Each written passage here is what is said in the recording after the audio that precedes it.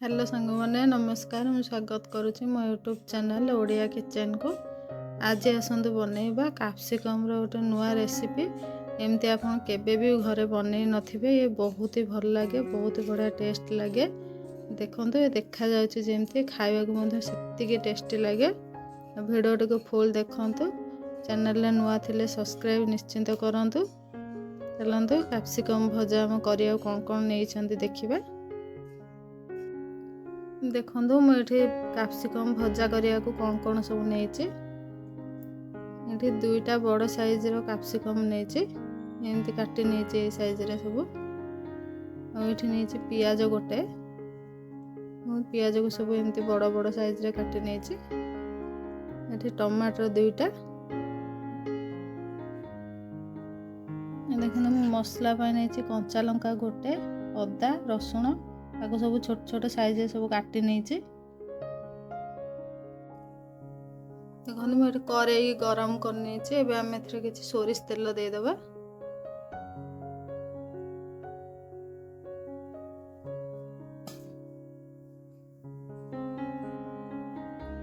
देखो तेल आमर ये गरम हो गला।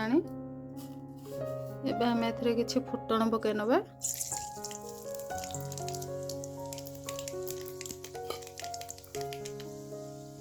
काटी रखते पियाज को पकई नवा।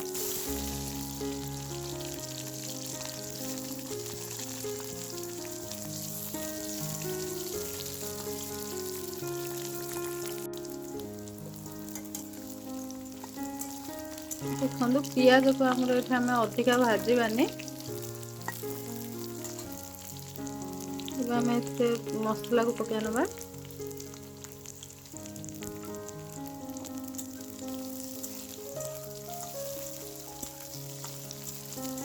एमती 2 मिनिट भाजी नवा, मसलार कंचा स्मेलटा जीवा जाए।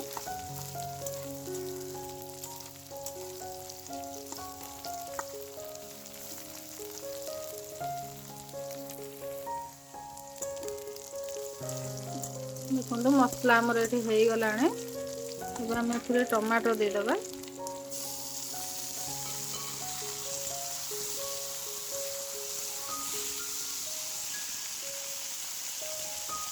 कैप्सिकम भी देदेबा।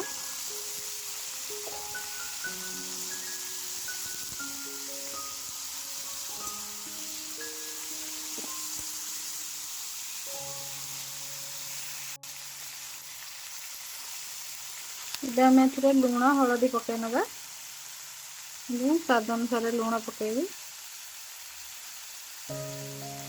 हलदी, एमती भाजी नवा 5 मिनिट घोड़े दबा ताकि आमर कैप्सिकम सीझी जीव।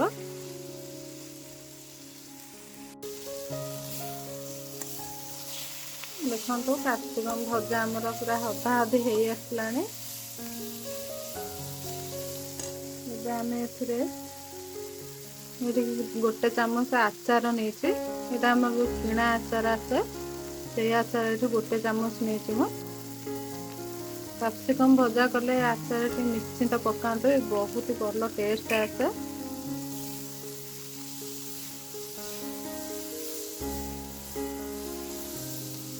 आउ 2 मिनिट भाजी नवा।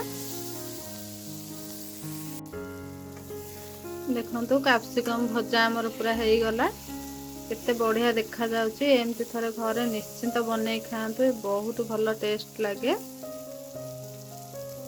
आपण मानु जदि मो रेसिपीटी भल लगी लाइक शेयर सब्सक्राइब करंतु। चैनल नुआ थिले सब्सक्राइब निश्चिंत करंतु।